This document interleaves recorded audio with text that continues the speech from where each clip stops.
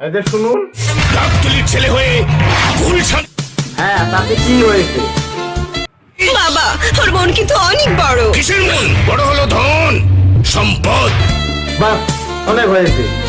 আমি আপনার সম্পদ দেখে ভালোবাসি, আমি শুধু ভালোবাসি আপনার মেয়েকে, আপনার সম্পত্তিকে নয়।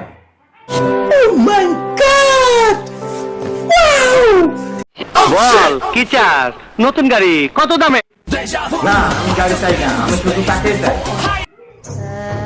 কে আপনি, আর এখানে বা কেন এসেছো? চিনতে পারেন নাই? না চিনবারই কথা।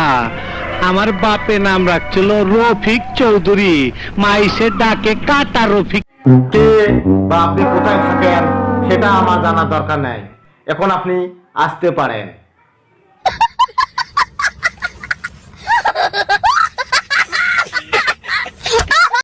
এমন আনন্দ হয় যে মনে হয় গলায় ফাঁস দিয়ে পড়ি। আরে না না, Okay. এরকম কাজ কোনোদিনও করবেন না।